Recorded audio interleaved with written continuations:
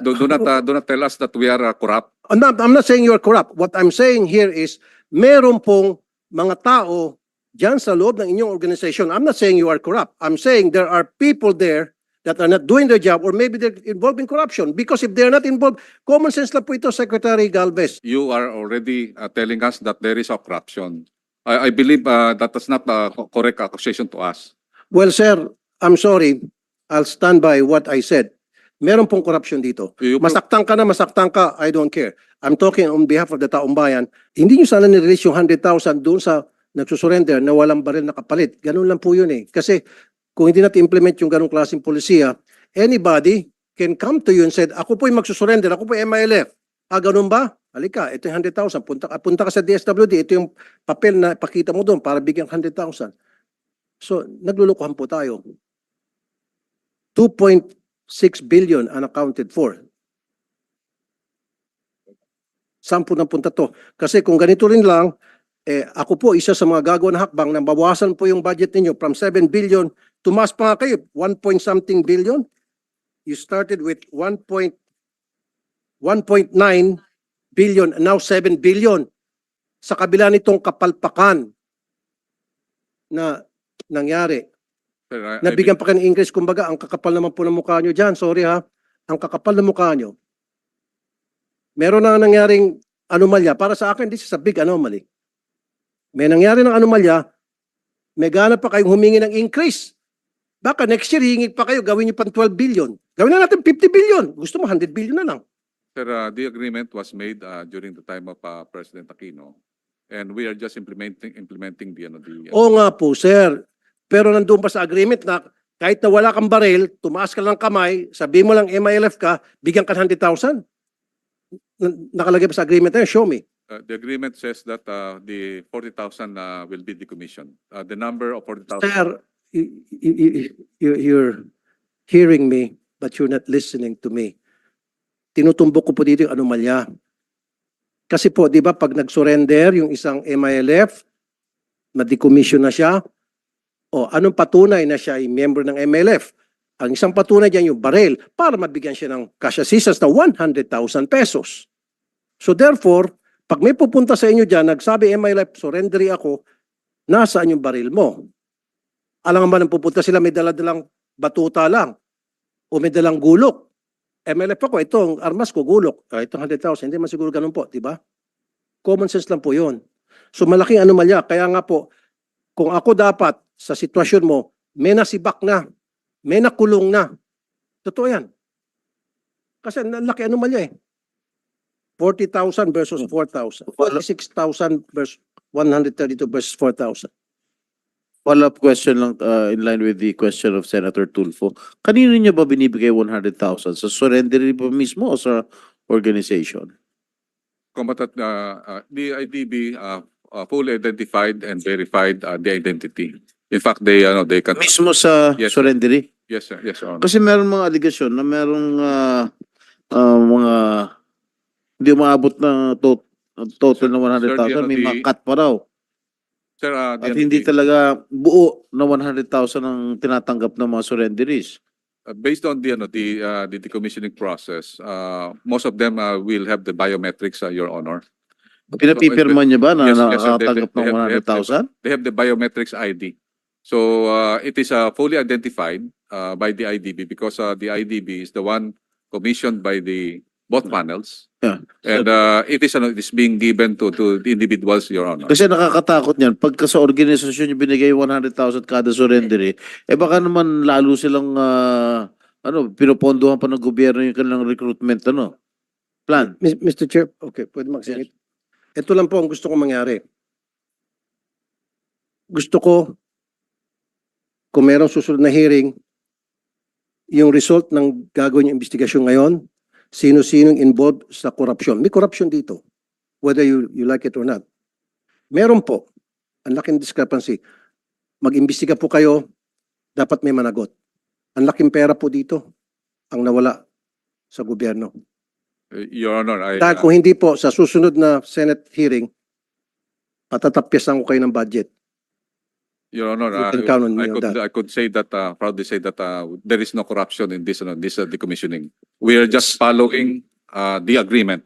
Sir, Do not tell us that we are corrupt. I'm not saying you are corrupt. What I'm saying here is, meron pong mga tao dyan sa loob ng inyong organization. I'm not saying you are corrupt. I'm saying there are people there that are not doing their job, or maybe they're involved in corruption. Because if they're not involved, common sense lang po ito, Secretary Galvez. Pag nagsabi ka ikaw ay combatant, di ba combatant meaning, meron kang baril. So kung meron kang baril, isusurrender mo yung kapalit ng 100,000. Your Honor, the categories of the firearms is not only individual firearms. We have also cruiser weapons. That cruiser weapons, meron po yung mga 5 o 6 po yung tao na. Then sana magmamatch pa rin. Isama mo na yung machine gun, isama mo yung cruiser weapon, kung ano pa mang weapon, sa kasama na dapat din. But I definitely take offense, Senator, that you are already telling us that there is a corruption. I believe that is not a correct accusation to us. Well, sir, I'm sorry. I'll stand by what I said. Meron pong corruption dito. Masaktan ka na, masaktan ka, I don't care. I'm talking on behalf of the taong bayan. Kasi nga, sir, very clear ng discrepancy dahil kung hindi po, kung hindi po talaga, kung wala po talagang korupsyon dito, sana nagmamatch tong numbers. Hindi po nagmamatch eh. At saka isa pa, dapat nag-imbestiga na kayo dati pa. Pinaliwanag nyo sa amin yung discrepancy. Ano nangyari? Yun lang po yun eh. Your Honors, Kasi we're talking of hundreds of thousands, may mga allegation pa nga, hindi nga natanggap daw yung pera. Your Honor, we are there. We are validating all Then prove to us na walang korupsyon. Then sabihin nyo sa amin bakit ganito kalaking discrepancy. Pag napaliwanag mo ng maayos, then babawiin kong sinabi ko rito. Your Honor, Mag-apologize pa ako sa'yo. Pero unless hindi mo paliwanag, then I'll stand by what I said, may corruption. Your Honor, the commissioning body is an international body that really facilitated the decommissioning. International bodies facilitating, pero sino nag-release ng pera? Tayo, Pilipino. DSW din nag-release ng Yes, pera. but To the recommendation of the body, kung ano may body yung sinasabi nyo. actually the body will not say that the individual is already validated. Considering that international body is those are experts from I know, sir, but you're in the military, right? Define combatant. Define combatant. combatant can be the actual Yes. individuals Yes. holding the firearms. Holding firearms. So, ibig sabihin, meron siyang firearms. Yes. So, the your definition, galing sa'yo, your definition of combatant is someone holding a firearm. So, yes. where is that firearm ng Sir, combatant na sumurrender na binigyan 100,000? Dapat magmamatch yan. Galing na mismo sa'yo, combatant is the one holding the firearm. you have Where are the firearms? sir ito nga natin sa ano. Hindi, last na sir, ano? At saka isa pa, sir, hindi ka ba nabulabog dito? 26,000 surrenderies na bigyan ng 100,000, umabot ng 2.6 billion and 4,000 lang firearms. Kasi kung ako, sir, sorry, I'm not saying you're corrupt. Sinabi ko sa loob ng organisasyon. Kung ako, sir, mababahala na ako. Kung ako, talagang hell break loose. Sir, I have said earlier that the decommissioning of combatants have many process, including the decommissioning plus the SALW and also the DPAGs. DPAGs are the one in charge on those firearms that we considered as loose that had been given to the MILF and the MNLF. Those firearms that are personally owned, it will have a different program. And we believe. So ang sinasabi niyo, sir, okay, nabanggit ang kanina personal. So may pupuntang combatant, may baril ako. Hindi ko surrender to kasi personal ko to. Ganun ba yung nangyari? Kaya yun yung difference ng 26,000 to 4,000 lang na baril. Kasi karamihan sa kanila personal, declared as personal firearms. Tulad sinabi kanina ni Ma'am Raisa. Or sympathizers. Yes, Your Honor. Pumayag kayo ng ganon? Eh di dapat, wag nyo bigyan ng 100,000. Dapat pera kapalit ng baril. So, sorry sir, then sabihin natin walang korupsyon. Okay. Then, katangahan. Again, I'm sorry for the word. Sorry for the word. Kasi, sige, tanggapin ko, yung difference is sa 26,000 sa 4,000 ay sapagkat karamihan doon ay may mga baril pero hindi sinurrender sapagkat personal use nila. O ba't tayo pumayag, sir? Kasi kung ako, sir, hindi ako papayag. Yun lang po. Sir, mag-imbestiga po kayo, sir. I'm not saying again you're corrupt. There is corruption here. Mag-imbestiga po kayo, sir. And dapat head should roll dito. Meron talagang kalokohan dito. Hindi mo i-admit yun, sir, pero I'll stand by what I said. Maliban na lang, sir, kung ikaw ay nag-imbestiga at napakita mo sa amin, klarong-klaro na kung bakit ganitong discrepancy, then babawiin kung sinabi ko. Pero kapag hindi niyo po napakita na ipaliwanag na maayos, I'll stand by what I'm saying here na there is corruption. And sa susunod po na hearing, pababawasan ko po yung budget ninyo. Pataas ng pataas 1.9 billion, naging 7 billion. Heck. Tapos baka next year, magiging 10 billion na. Wag naman po. I don't have anything against you, Secretary Galvez. I don't even know you. Yung sa akin, trabaho lang. May nakita akong kalokohan dito, pinupuna ko po. Wag ho kayo magalit. But magalit na kayo na magalit. I don't give a heck.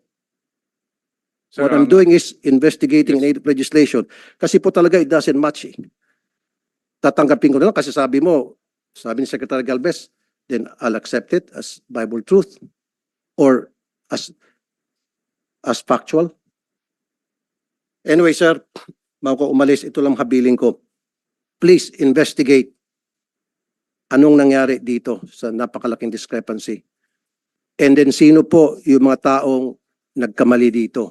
Yung mga taong nagbigay ng pera o yung nag-process at nagbigay ng papel sa DSWD para mabigyan siya ng 100,000 each. And then, stop na po natin yung siguro if we need to change the law na kapag ikaw ay surrendery, pwede mo hindi surrender yung firearm mo kasi personal use mo yon. Kalokohan yun. Ba't ka nang surrender kung hindi mo isu-surrender yung personal firearm mo? So meron ka pa rin palang firearm. Pwede kang bumalik din. That O was pumunta what, sa pagiging member ng private army. that was what I was saying a while ago, Senator Tulfo. Kung talagang gusto magbalik loob itong mga rebelde, di sana pati yung mga personal na gamit nila, kung yung mga pinigay sa kanilang mga sympathizers sa organization, dapat isurrender na nila sa gobyerno para at least sincere sila na magbalik loob to return to the fold of the government. So siguro we'll conduct another hearing. Before that, So, Secretary Galvez, sir, sana sa susunod na hearing, mag-attend ako. Gusto ko po magbigay ka ng report sa committee na ito, yung inyo pong findings. Bakit po napakalaking discrepancy ito? Ano nangyari? Di ba? Yun lang po talaga. Kasi sa ngayon, kaya nainit ulo ko dahil hindi po naging klaro sa akin. Marami kayong binanggit ng mga body, foreign body, whatever. Still, for me, it doesn't connect. Para mag-connect para sa akin, kailangan masabi mo lang kung bakit nagkaroon ng ganito klaseng discrepancy. Pwede mo nang gamitin yung dahilan na lahat po yan dahil pinayagan namin na mag-surrender pero yung kanilang baril, huwag i-surrender. Yung nga sabi ni Senator Jinggoy, ba't mo pa i-declare ang surrender kung hindi mo pala i-surrender yung baril mo dahil i-declare mo na personal use? Do you agree, Secretary? Sir? Do you agree with me? I agree with you, sir. But the problem in Mindanao, Your Honors, is really the mindset of the people. There is some sort of sir, actually nakita natin every election, nakita naman natin na meron ding mga private armed groups ang mga local officials. Kaya nga ano po namin, kaya nga po ang programa namin ginagawa ngayon in order to resolve this discrepancy is to involve the local government units, basically the governors, which we have seen a good result in Basilan, Your Honor. That Sir, walang kinalaman dito yung mga governors. Ang may problema dito, yung mga nag-process ng mga surrenderies, ng mga combatants, kung tawagin nyo kanina. Combatants, in your definition, is the one holding Yes. the firearm. yes, Tama? Your Honor, Your So, Honor, anong kinalaman po ni Governor, ni Mayor Sir, ito po nga natin sa, sa combatant sa MILF as an organization. Normally, kami mga military, pagka nagkakaroon po ng enkwentro, matagal po ang enkwentro. Pero yung isang baril, kunyari, mayroong tumumba, mayroong pumupulot na unarmed. So yung combatant doesn't mean na mayroon siyang baril.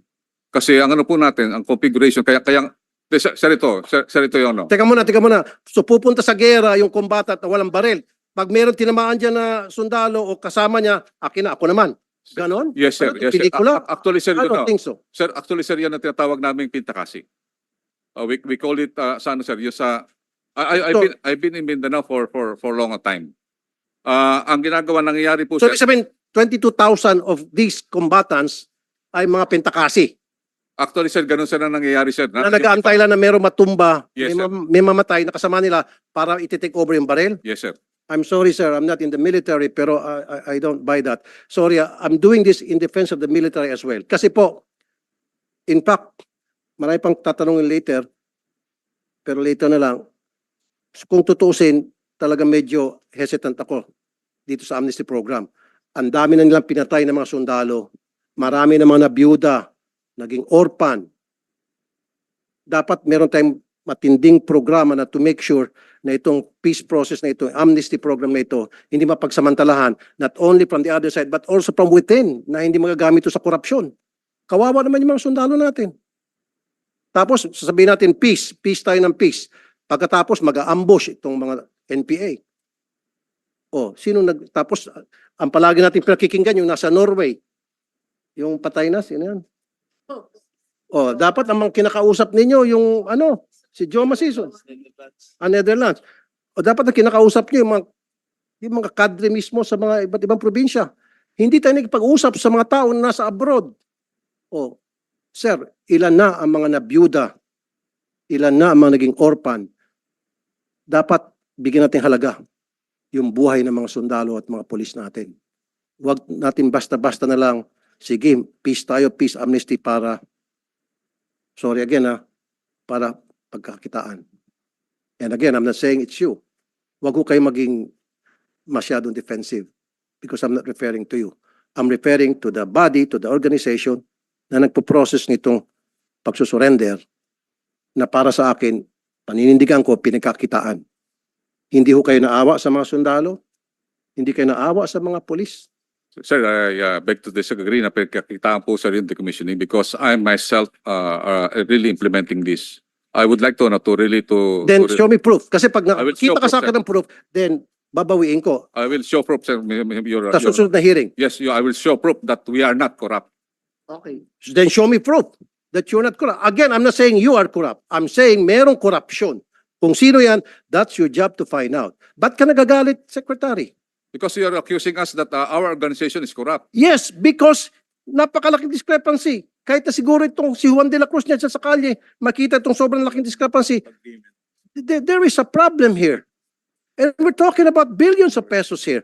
Kung pinag-usapan na po dito ay 200,000, 2 million, pwede, I'll let it go. Pero if we're talking about by the billions, come on, sir. There's something wrong. I'm not saying that you're corrupt. I don't know, ba't ka nagagalit? Talaga merong corruption dito. I'll stand by what I said. There is corruption. Unless may prove nyo sa akin, then come back sa next hearing, prove to me na walang corruption, then ako mismo magsasabi wala palang corruption.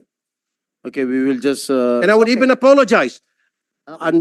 Pero kapag hindi nyo po napatunayan sa amin, naging klaro sa amin, may account itong 2.6 billion, then I'll say, corruption is corruption. Period. Thank you. okay, we will just... thank you, Senator Tulfo.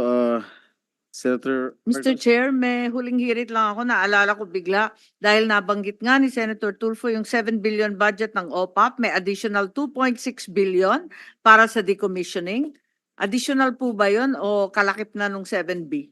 Mama, yung ano po natin, yung increase po is fully for pamana. This is a socio-economic project. Which Ayun na nga, pero yung 2.6 may pamana rin nakapaloob doon eh. actually, sir, ma'am, yung ano, yung... O sige, i-breakdown na lang natin. Wag na tayong mag-away dito. Mas maigim na, nakatulad ng sinabi ni Senator Tulfo at yung hinihingi ko kanina, i-breakdown po natin yung 7 billion ng OPAP, yung 1.9 na lumabas sa 2.6, yung karagdagan na 440 million na karirelease po lamang ng DBM, at itong huli na naalala ko, meron pa pala kayong trust fund, Hmm. yung multi-country donor support for the normalization project. At andito yung support mula sa iba't ibang bansa, katulad ng USAID, ng Japan at iba't iba pang mga bansa. Pwede bang malaman kung magkano yung nasa trust fund na natitira at yung mga dating naibigay, paano ginamit? Mama, for the Pamana project, which comprises the increase, basically, Hindi, kabisado namin yung pamana po. Tinatanong ko yung foreign funded trust fund. Magkano na riyan? At bakit hindi binibigay yung breakdown? Mama, we will submit the complete report, considering that we have many donors, including EU, Japan, and Can you also, give me a rough estimate of how much money is involved? for the EU, they Hindi provide. lahat-lahat, yung total. Tsaka na lang yung breakdown. More or less. I don't have the figure right now, Your Honor. O para sa EU, for example. EU, they have given the PD BARM. We called it Hindi, magkano? that is 24 million euros. 24 million euro. Tapos yung sa US US, we have not received any from the US because they have given o it. Japan, Japan, we have some support, but it is being given. Norway. The funds Yeah. are not given to us, Your Honor. Yeah. Ang mahalaga, katulad ng sinabi ni Senator Tulfo at ng chairman ko, talagang ibigay natin para maging transparent at walang turuan, walang sisihan. Dahil inaalam lang natin kahit donasyon yan, talagang kinakailangan na maging accountable pa rin po tayo. So at the earliest possible opportunity as requested by the chairman within 1 week, please submit the total funds that have been collected in the trust fund and the disposition thereof. Thank you. Yes, ma'am. We will submit. Secretary Galvez, 1.4 billion, sabi mo 40 euros, 40 million euros, that's 1.4 billion. Being it is a World Bank ang nagano po fund manager po niyan. Wala po sa amin po 'yan. Wala. Wala Hindi, po sa amin po 'yan. hindi napunta sa inyo. Hindi po napupunta po sa amin po 'yan kasi ang ano po 'yan, diretso po sa BARM po napupunta 'yan. Pumunta sa BARM. Yes po, ang ano po niyan is the SPA is being signed by myself, the DFA, and also with the Department of Finance. And the fund manager of this are World Bank and also the UNDP. Pero kasama dapat sa trabaho niyo po, sir, na i-monitor to make sure na Yes, itong yes, yes, pera sir, ay yes, well sir. spent. Yes sir, actually So, sir, give us an accounting of this 1.4 billion, saan po napunta to? Paano ito Actually, na-disperse? Paano ito nagastos? actually magaganda po yung yung programa, especially yung Japan. Ang programa nila recently na we have signed with the DFA is yung yung food for schools. They're giving food for students, 15,000 targeted students. At the same time, may local production po, yung food na ginagawa po nila is locally produced by the farmers. Yeah, sabi nga po kanina ni Senator Amy, para hindi ko kayo pagdudahan, hindi ko kayo pag-isipan, dapat transparent po lahat. Dapat lahat documented. Yes, Kasi yes. kung, sir, salita ka lang, sabi mo, the body, commission, pagdududahan talaga kayo. Hindi nyo ako masisisi na I'll cry corruption. Because wala kayong mga dokumento, wala kayong mga ebidensya. So tulad nito, 1.4 billion, okay, sabi mo, pumunta sa BARM. Pero dapat, since dumaan sa inyo o hindi dumaan sa kamay nyo, kasama sa trabaho nyo, i-monitor to make sure itong 1.4 billion were well spent money, hindi po napunta rin sa corruption on the other side. Yeah. Di ba, sir? Bali po yung po yan, yung implementation po niyan is being implemented by the foreign fund managers, which is basically yung foreign fund managers are Pero dapat, sir, mag-assisting kayo. Kasi kasama po. anong alam ng mga foreign bank managers sa proseso natin, sa kultura, sa tradisyon? Actually Pero po, sir, trust fund, di ba nasa pangalan po ng AFP? sir, yung trust fund po, yung Bangsamoro National Normalization Trust Fund is being handled by the World Bank. By the World Bank. Yes po, bali po ang proseso po niyan, Your Honors, is that yung BARM at saka po yung foreign funder, mayroong mga intended na mga beneficiaries. Pero sino pong nag-identify ng mga beneficiaries? BARM po ang nag-identified.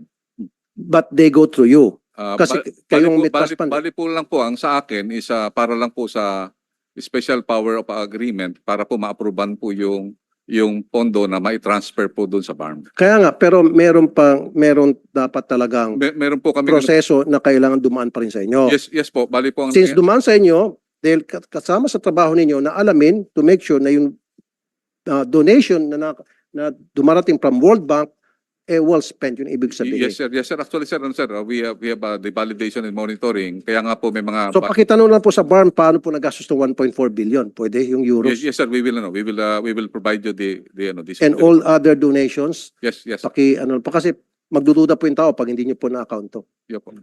Thank you, sir. For information na po Senator Tulfo, yung sa sir, yung decommissioning po ng combatants, ang pera po is tinatransfer po natin sa DSWD. So wala po sa namin, sa opisina po namin. Alam ko po yun, sir. Pero kayo po ang nag-identify. Tama. Ang Hindi naman magbibigay ang pera ng DSWD kung walang go signal sa inyo. IDB po ang nag-identify ng combatants. Sir, kayo po ng sundalo, mga sa military, ang nagsasabi kung sino ang combatant o hindi. Yes sir, yes sir. Exactly. And then through you, the DSWD will release the 100,000 pesos. Yun po yung sinasabi ko. Yes, sir. Kaya nga sir, para hindi natin magpaikot-ikot, sa susunod na hearing, gusto ko po accounting of this 2 billions. Dahil kung hindi sir nyo ma-account na mabuti, maasahan nyo po, harangin ko po yung Yes, we will make a presentation, Your Honor. budget. We will make a presentation. At last na lamang po, Yeah. paano nyo po binibet yung pagbibigyan ng amnesty sa lahat na po, whether NPA and MILF? May proseso po ang Yeah, actually, I asked that question already. Sige, you can answer it again, attorney. Thank you very much. Good afternoon po, sir. For the applicants for amnesty, within 5 days upon the filing of the application, we refer the application to the NBI, to the AFP and PNP for vetting, including the court and the prosecutors, who are members of the local amnesty board, sir. So PNP, NBI, AFP, AFP. prosecutors, and the Okay. courts. The court. So very good. Kung ganun, okay sa akin yun. Kasi nandun yung AFP especially. Ngayon, ang sunod kong katanungan, ano po yung guarantee na yung mga nabigyan natin ng amnesty ay hindi na babalik sa bundok? Halimbawa sa NPA. Meron ba tayong mga programang malinaw to make sure na sila ay hindi na babalik sa dating gawi? Insofar, sir, as the National Amnesty Commission, sir, wala po kaming guarantee. For the social programs, it is with the OPAPRU and other government agencies. Okay. Ano pong programa meron tayo para masiguro na ito mga nabibigyan ng amnesty ay hindi na po mamundok muli? Meron po tayong na-establish na transformation roadmap for the combatants, families, and the communities po, Your Honors. It has been approved by the Security and Justice and Peace Cluster. Ito po naman nabibigyan ng amnesty. Lahat po ba? Kahit na siya ay ng rape, siya ay nagnakaw ng kalabaw, ng loob ng mga bahay para may pagkain yung kanyang grupo, kasama to sa nabibigyan ng amnesty? Mayroon pong qualification na Your Honors na yung mga crimes against chastity and also humanity hindi po kasama po doon. Kasi may mga balita, especially sa ABB, na nagbalik loob sila, hindi sila monitor, then nagagamit sila kuminsan ng mga politiko, gun for hire. Nagagamit sila ng mga grupo sa assassination. Do we have a monitoring mechanism? We have a very strong monitoring committee. We have the Joint Enforcement and Monitoring Committee. In fact, Your Honors, nandito po si Kaingka. Siya po ang head ng ABB na assure that wala pong ganun na nangyayari na bumabalik po sa ano. Okay, Ma'am Maria, so kayo po ang nagmo-monitor Good na para masiguro na yung nag-surrender at nakakuha na ng benepisyo sa ating gobyerno ay hindi na po mamumundok?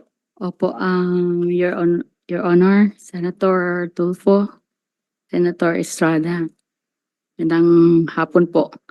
Kung ano po, babasahin ko po muna kung pwede allow ninyo yung position paper ng RPMP-RPBB regarding the amnesty and then po soon sa paglilinaw po kaugnay sa monitoring. Pwede po. Okay. Ako po ay pumasok sa CPP-NPA nung ako ay 17 years old po, drop out ng college, panahon ng first quarter storm po. Naging bahagi kami nung nag-critique. Sino at po presidente no nung pumasok kayo sa NPA? Bago po nag-martial law, si President Ferdinand Marcos po, yung sa Okay. CPP-NPA na time namin. Sige. RPMP-RPABB, position paper on House Committee Resolution number 19. In its founding Congress in 1998, the Revolutionaryong Partido ng Manggagawa Pilipinas, Revolutionary Proletarian Army, Alex Bongcayao Brigade, now organized as the Kapatiran, decided to pursue the path of non-armed struggle to pursue social change and work for the well-being of the working masses, as it criticized and condemned the error of the peasant war strategy of the CPP-NPA. Recognizing government objectives and program to strengthen democracy and promote peace and unity after the February People's Power, it entered into peace talks with the government with the intent of divesting itself of the instruments of violence it inherited from the CPP-NPA incorrect strategy and transforming itself into a civilian socio-political organization for meaningful reforms. Starting with the exploratory talks brokered by staunch peace champions, the late Cardinal Jaime Sin and the late Heidi Yorak in 1999, the 2000 peace agreement between the government of the Republic of the Philippines and the RPMP-RPABB was signed under the Estrada administration with the strong support and initiatives of the late Ambassador Danding Cuangco. The RPMP-RPABB forged the agreement with the government under the principles of honor, dignity, and justice for all, in observing terms and conditions for cessation of hostilities with a commitment to final disposition of forces and arms. The government committed on confidence-building measures that would provide concrete assistance for the release of political prisoners, restoration of civil political rights of members, and provision for impact development projects to identified areas affected by the armed conflict with the group. The whole organization embarked on the journey of building trust on the sincerity of government to provide for the legitimization of the organization and members of the RPMP-RPABB for just and lasting peace. In 2019, the peace program of the Duterte administration ushered in the signing of the clarificatory implementing document to the 2000 peace agreement between the government of the Republic of the Philippines and the RPMP-RPABB Tabara Paduano Group. We call that the CID, sir. Together with the final demobilization of the RPMP-RPABB TPG, which resulted in the actual turnover of 317 firearms with 264 explosives and 30,000 ammunitions. The implementation of concrete socio-economic, political, and security assistance to the 727 profiled RPMP-RPABB members and identified communities is continuously making numerous milestones towards long-lasting cooperation to address root causes of armed conflict. We are grateful to all the men and women in government, on the government security forces, and local government units for sustaining support to our choice to pursue the non-violent path under the peace agreement with the government up to the present in the face of the many hardships and problems since the 2000 peace agreement was signed. The RPMP-RPA-ABB is now organized and government registered as the Kapatiran para sa Progresong Panlipunan Incorporated. It is implementing projects and working with the government on the full delivery of the CID provisions of socio-economic reintegration, security arrangements, disposition of forces and arms, the release of remaining political offenders, and an amnesty proclamation. Full transformation of the organization and economic support to identified communities to address poverty. We are now asking for the concurrence of Senate on President Ferdinand Bongbong Marcos Jr.'s amnesty proclamation for the final delivery of government commitment to release remaining political offenders and resolution of cases to ensure the restoration of civil and political rights. All right. Since the anti-subversion law was repealed, numerous members of insurgents group Ma'am, have been charged. Pwedeng Yan, makakat lang, ano? Yeah. Mahaba pa ata yan. May tanong lang po ako kasi sabi nyo, building trust and sincerity of the government. Yes. Pakipaliwanag lang po, ma'am. Meron tayong peace process, nag-declare ng ceasefire, nang-ambush pa rin po yung mga NPA. Hindi na Ina-ambush pa rin po yung mga pulis at military. Marami pong ganung mga insidente, ma'am. kami po, Nakabalita po yan na kami po, patuloy pa rin po pang-ambush samantalang nasa ceasefire tayo. yes po, Senator. Kami po, nag-split po kami sa CPP-NPA. Kaya ang pangalan ng grupo namin ay RPMP-RPABB. Yan, ma'am, Since the papakipaliwanag lang. 2000 peace agreement, may cessation of hostilities, wala na pong nangyaring Okay. military encounters or away between Ma'am, us ma'am, and the pakipaliwanag lang. government. Bakit po nasa diary po ito? Opo.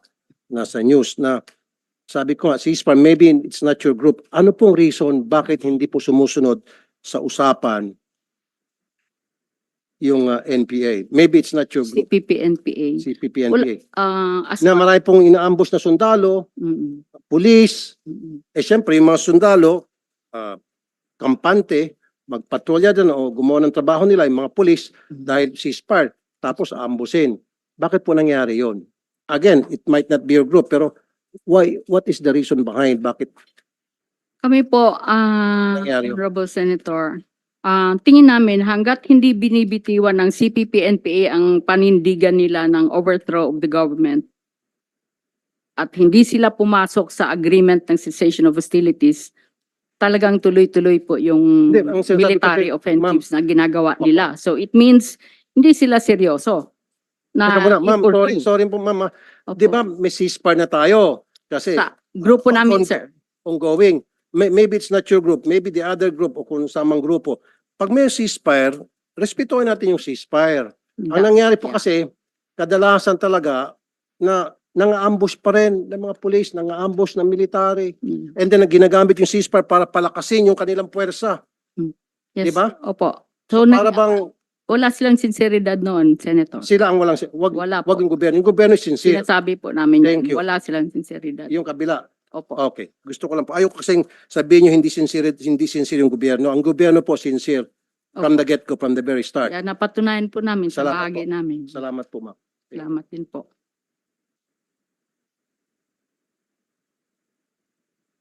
Miss Maria Tabara, Yes po. curious lang po ako, no? Why did you enter that organization at an early age? Spirit of the times. Idealist po tayo pag ganong edad po. Saan kayo Malakas din po yung saan kayo nag-aaral noon? At the age of Sa- 17? Siliman University po. Diliman? Your Honor. Siliman. Siliman? Yeah, Sa opo. Sa Negros? Dumaguete po. Sa Opo. Dumaguete, yes. Yes po. Nagre-recruit ba sila ng ano noon? Noong panahon ninyo? May Marami estudyante? kami po. Marami. Parang ala UP po. First quarters to. Marami po kaming mga aktivista noon. Tapos Alright. nung mag-martial law, nag-full-time, nag-drop out ang marami. So, what prompted you to join that organization, yung CPP-NPA? Sa akin po, Didn't you believe in the government before? nakikita You po sa wanted- Do you want to you wanted to overthrow the government? by Sa- joining the CPP NPA? Nakikita po naman sa palibot yung poverty, social injustice.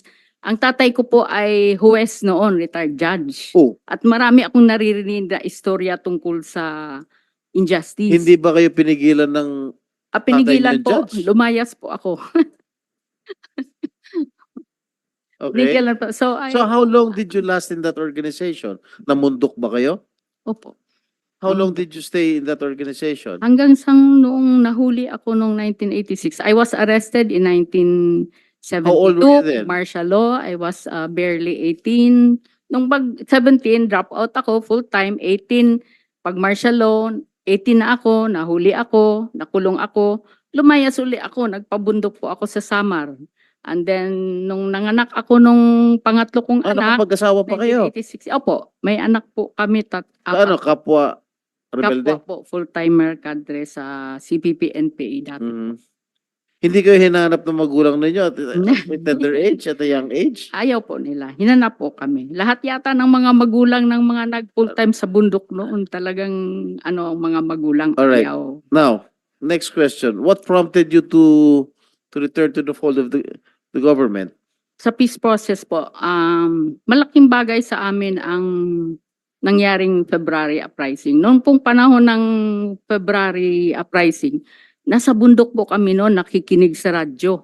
Tanong ko po sa sarili ko, bakit ganun? Akala ko ma-enforce tayo ng democratic struggle. Bakit wala tayo dun? Malaki yata ang problema natin dito. Before that, may mga debate na po kami sa leadership sa kawastuhan po ng protracted People's War na nakabatay sa Chinese experience po. So, nung nangyari yung February uprising and then pinakawalan sina Joma, nag-abroad pa, laking tanong namin, bakit nag-abroad siya? Kasi security question, bakit siya lang bang may security problem? Maraming may security Bali, problem. iniwanan kayo ni Joma. Iniwanan kayo. Safety niya, sarili niya. Inanida kayo. Ha? So, Di ba kayo humiwalay po nagtaka? kami dahil Hindi, di ba kayo naniniwala kami. nagtaka kung bakit umalis si Joma Resison? May problema talaga yun, Your Honor. Ano po? At saka, may problema talaga sa leadership. Tapos, na-realize namin na mali yung ideological, So hindi nyo, nung umalis siya, hindi nyo siya kinilala na totoong leader ng CPP Hindi, that NPA? time, yung structure po ng CPP NPA, tsaka sa kultura, sa subculture namin, talagang tinitingala namin siya as our Leader. ideological leader po. Opo. Hero. Sinasamba nyo siya. Nire-respeto. Not Hmm. not really yung samba, yung May quick nire-respeto question. na siya, hindi. Senator Yes, Jinggoy, yes. bakit ino-honor ng ating gobyerno ang pagkikipag-usap kay Jomar Sison for the longest time na nandun naman siya sa ibang bansa, sabi nga niya is to secure himself. Bakit hindi mismo yung mga talagang nasa bundok, yung mga kadre sa iba't ibang lugar, sa iba't ibang reyon, bakit po tayo nagpag-usap? Somebody would like to answer quickly? Bakit palagi natin kinakausap itong si Mr. Sison? Yan po hindi ko talagang maintindihan. Sasalita siya ng salita, o kung bahala, kawawa yung mga sundalo natin. Ah, Sasabihin na, okay, sige, peace tayo. ano Sasabihin po? ni Joma Sison, peace. And then, sabihin ng mga kadre, anong peace? Nandiyan ka sa bundok, nandito kami sa bundok, napakandahirap, ikaw, dada ka ng dada. Kaya tuloy-tuloy pa yung pang-ambush. Tama, ma'am? Opinion ko po, tinitanong, no? Sige, ma'am. Kasi isang organisasyon po ang CPP NPA. Parang MILF. Hierarchical po ang organisasyon. Kung ano yung desisyon ng leadership, sunod po yung buong organisasyon. Ganun po yon. So, may logic na ang gobyerno makikipag-usap sa liderato. So, ang kinikilalang liderato ng CPP NPA, sina Joma. Alright. Kaya Nung nasa abroad ba si Joma, nagbibigay pa rin siya ng instruction sa inyo? of course, nung what? hindi pa kami nag-split, Oh, ano yung mga instruction? Kindly be specific. Ano yung mga binibitawan niya instructions? ang Sa inyo, sa grupo CPP ninyo. NPA po kasi, ang system ng leadership is through may mga programs, policy decisions, ganun po. Halimbawa, nung nag-abroad na siya, so Cory administration na, ano yung kondukta dapat ng CPP NPA? sa National Democratic Revolution. So yon, ang naging kondukta pa rin, tuloy-tuloy pa rin to overthrow the government. And then titignan lang yung Cory administration as the bourgeois democratic faction. Ibig sabihin, burgess pa rin yan, kalaban pa rin yan, class enemy pa rin yan. May democratic ano lang siya, embellishment. Kaya Assuming, mapunta tayo kay President Cory, kay President Ramos, gusto niyo pa rin i-overthrow yung gobyerno ni President Ramos? nung panahon po ni Yun Ramos, lang naman ang matin- mindset ng CPP-NP, just to overthrow the government. Yan lang naman eh. Kahit sino presidenteng umupo dito sa Pilipinas, ang gusto lang ng CPP-NP, i-overthrow ang gobyerno. Kahit wala mga masama ginagawa ang gobyerno sa inyo, gusto nyo lang talagang i-overthrow. Opo. Panahon ni Ramos, gusto nyo rin overthrow. Bakit? Nagdebate na po kami noon. Tapos Bakit nga nag-uumpisa gusto na. nyo overthrow yung gobyerno ni Ramos? Wala pang isang taon si Ramos. Nandyan na yung mga rally na yung mga aktivista. Ganon din sa panahon ng tatay ko. Unang sona ng tatay ko, nandun kayo nagpaparada. May FEG pa. Kahit sinong umupong presidente dyan, gusto nyong i-overthrow. Ganon din kay President Arroyo, kay President Pinoy, President Duterte, dito na lang kay President Marcos. Lahat gusto niyo overthrow. Bakit? Wala na po kami nung panahon ni Ramos. We recognize na mali po yung Kahit wala kayo dyan, ang purpose lang talaga ng CPP-NP is Opo. to Totoo po overthrow yan. any government, Totoo any po yan. sitting president here. Yes, totoo po yan. Oh. Anong purpose?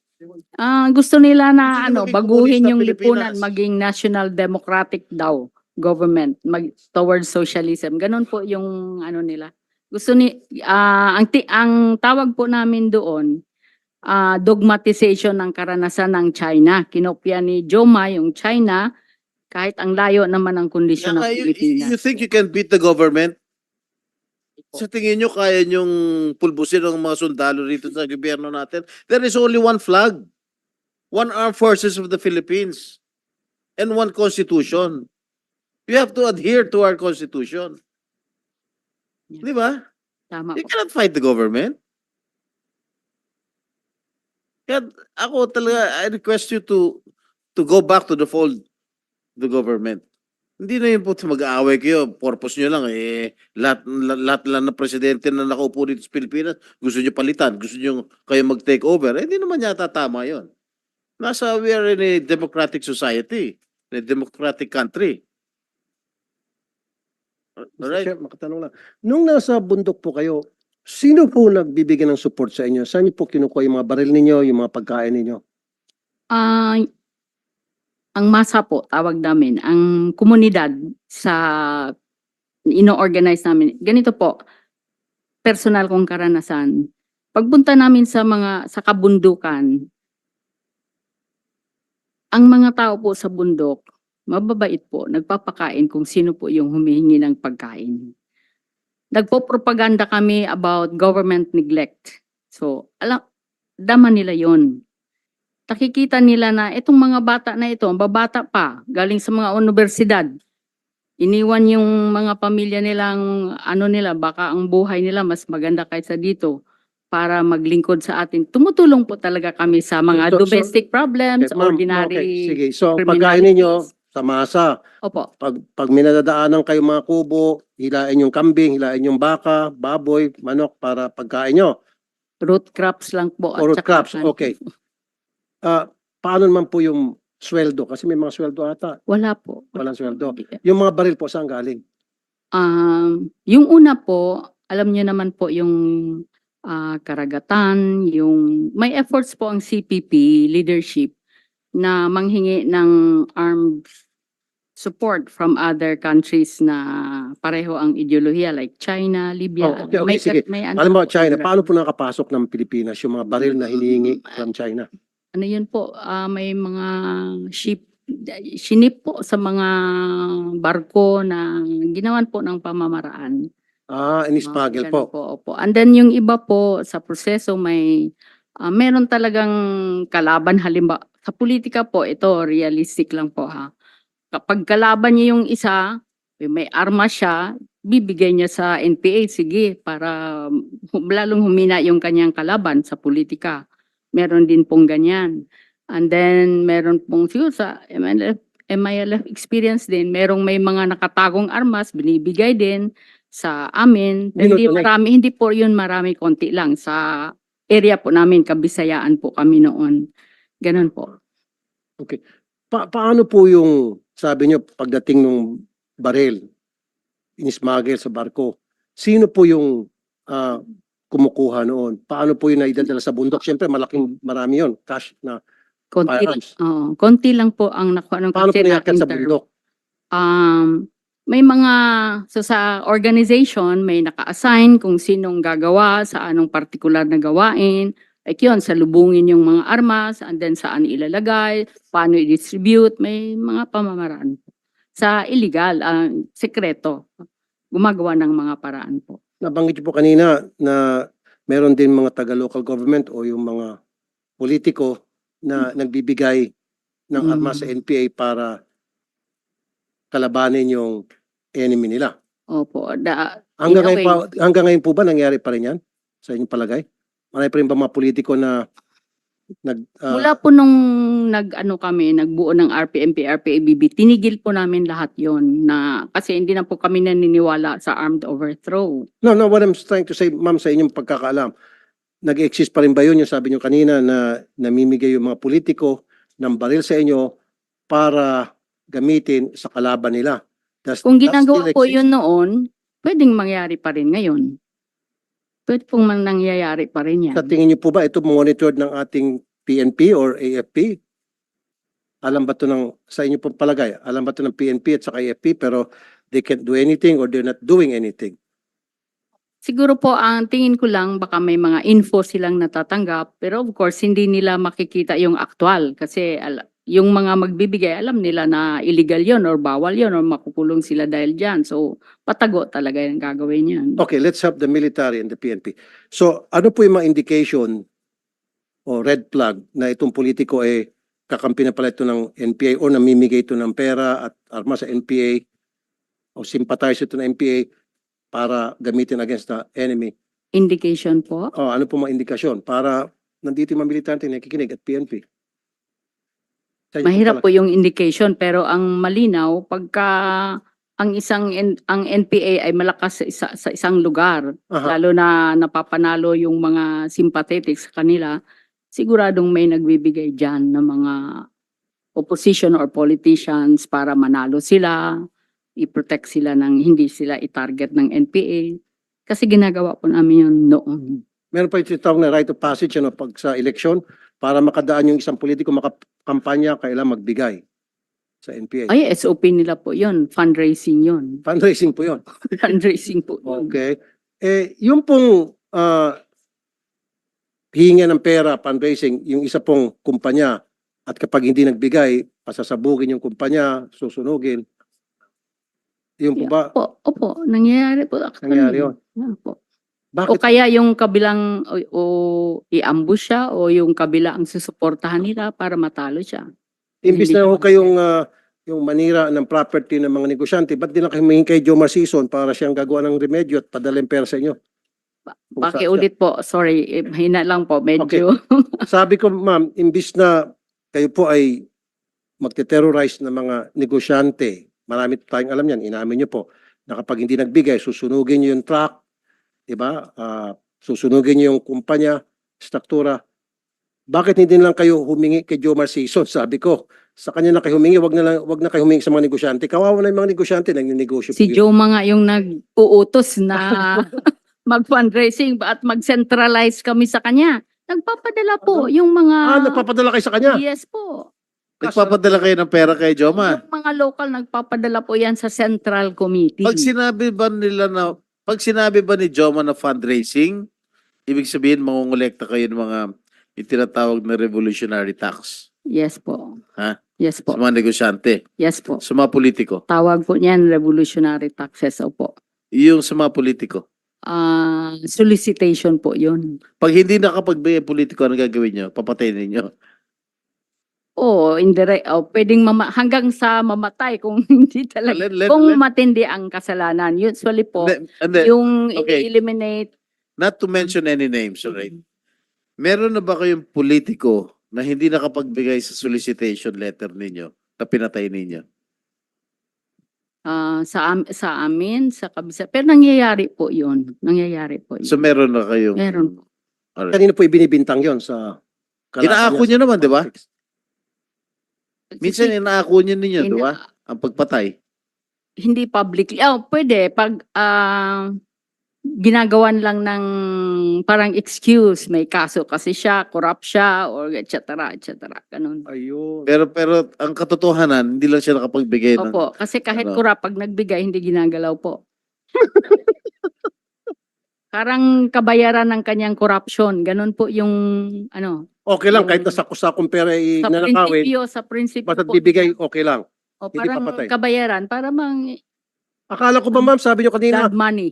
you are for social injustice, against social injustice. Opo. Hindi ba Totoo injustice po yung pagnanakaw ng pera sa gobyerno, pagiging corrupt na isang politiko? So sabi niyo, kahit na alam niyo, pag galing yes, sir. sa nakaw, yung pera ibinibigay sa inyo ng politiko, tatanggapin niyo. Sa prinsipyo po niyan, okay lang kasi nagbayad siya sa kasalanan niya eh. Okay. Okay. Sa simbahan po, meron bang nagdo-donate ba sa inyong simbahan? Katoliko? Alin po? Yung simbahang katoliko ho ba, nagdo-donate ng pera sa CPP-NPA? Hindi po. Mas sila kasi yung humihingi po sa mga tao, di po ba? Hmm. Pero may supportive talaga na church people dahil sa paniniwala nila na sincero yung rebelde Oh, para So, gaano labanan yung social So- injustice. So ito Ganun. po ay mga pari o aabot to hanggang May cardinal? pare, may madre, meron. Meron bishop, Supportive lang. Supportive. Hindi cardinal meron? wala po akong Wala. hanggang bishop lang Hanggang po bishop ang lang. alam Marami ko sila. noon. Gaano karami po? Hindi. Wala. Konti lang po kasi ang mga bishop eh. Okay. Yeah. Right? Okay, and the last question. Kasi very enlightening and very amazing yung mga kwento ninyo, Mr. War. Kanina sinabi nyo si Joma, nung umupo si President Cory, sinabi nyo kalaban yan dahil burgis. Tama ba yan? Karinig ko? Bourgeois, burgis. Bourgeois. Burgess. Ha? Kasi ang kalaban ng sa Bakit hindi Marxist theory. Bakit hindi nyo muna binigyan ng tsansa na mag-perform si President Cory? Baka sakaling magkasundo kayo. Ang agenda po kasi ng CPP-NPA, overthrow. Gusto nila, sila ang pumosisyon Alright. sa gobyerno. Sinabi nyo bourgeois, yung gobyerno ni Cory. Yung gobyerno ni Ramos. Hmm. Ano tag nyo? Nung panahon po na yon, na kami nag-exploratory talks na po kami. Hindi, Pero sa bakit- kanila, tuloy-tuloy yung kanilang ganong, analysis na Basta lahat ng bourgeois nakaupo, rule. basta lahat ng nakaupo gusto nyo, Overthrow. gusto nyo overthrow. Tapos recently, parang Di ba short of yung bourgeois overthrow. is middle class? Hindi po, burgess, Bourgeois is middle Elite. class. hindi po. Burgis. elite. Class enemy yan ng proletariat. Yung Communist Party of the Philippines kasi, ang pinaninindigan, proletarian interest. So, class struggle between the proletariat and the bourgeoisie. So, yung bourgeoisie, class enemy po talaga yon. Kalaban talaga yon yung burgess. Alright. Your Honor, pwede pong magdagdag ako ng point lang doon sa... Hindi ka ba nagugutom, Miss Tabara? Last lang po, last importante po. Kasi baka mamaya mapunta sa amin. Kasi kanina po dun sa MILF, ang naibigay po naming armas sa gobyerno is only 317 plus. Nagpalaki lang yung ammunitions tsaka explosives. Pero ang binigyan po ng suporta ng gobyerno through the OPA Pro po ay 727 members. Kami po, nung pumasok kami sa peace agreement, hindi lang po combatants, kundi lahat ng members ng organization na naniniwala sa bayolenteng paraan para sa pagbabago, ay kinumbinsi namin na buo na bumalik sa paggalang sa pamamaraan ng demokrasya at ng gobyerno.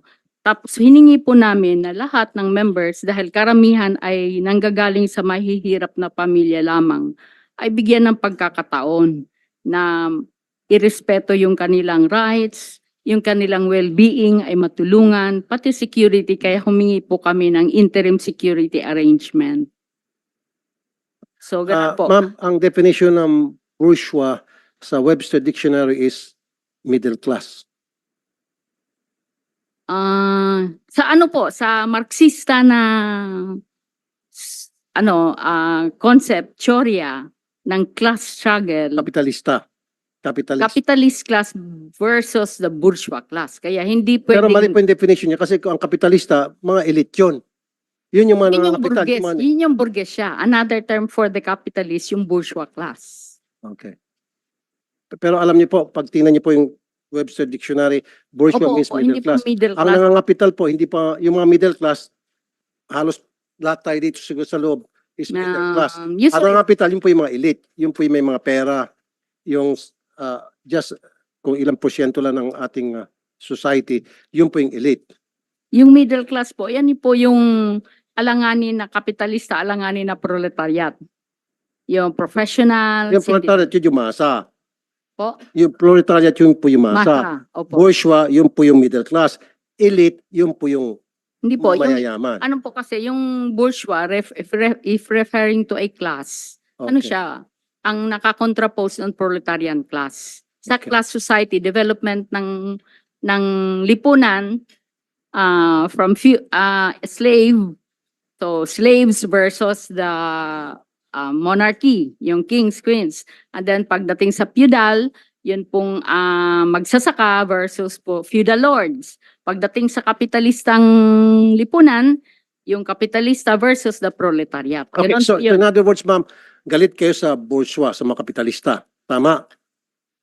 Hindi galit. Enemy, referred sila as the enemies. Enemies. Na, Pero, tumatanggap kayo ng pera galing sa mga bourgeois. Pag nagbigay, alam mo, yung politiko na bourgeois, maraming pera, tatanggapin nyo. Okay lang. matindi po yung yung Marxist or Leninist principle dyan. In matters of principle, no compromise. In matters of tactics, we can be very flexible. Okay. Ganun po yun. Akala ko ba, ma'am, akala ko pag politiko, sabi mo, mayamang politiko, kahit na corrupt siya, namimigay ng pera sa inyo, tatanggapin nyo kasi yun ang kabayaran ng kasalanan niya. So kung yung mga bourgeois na sinasabi nyo, namigay sa inyo, bayad ng kasalanan nila. Burado na yung kasalanan nila sa inyo. Yeah. O yun. Ganun yun. And ano naman din kasi sir yung Yes, ma'am. referring to the bourgeois class as an enemy, Opo. nilinaw din ng Marxism na it does not mean that each and every member of the bourgeois class is an enemy. We are referring to a class. So, pagka individual members of the bourgeois class, pwedeng iba-iba ang pakikitungo po. Okay, thank you. First of all, lastly, I would like to thank our resource persons present here today for coming over, especially those representatives from the MILF and MNLF who flew in from Mindanao just to attend today's public hearing. Thank you for personally attending our hearing. Attorney Jafar and Attorney Madidi.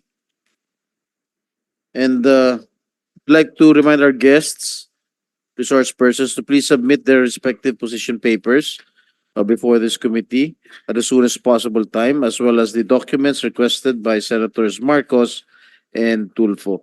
And as much as I would like to schedule our next hearing on next week on February 14, I think all of you might have a date on that day for afternoon delight. Siguro I'll just schedule the next committee hearing on February 20. All right. So thank you very much for attending today's public hearing. The meeting is hereby suspended.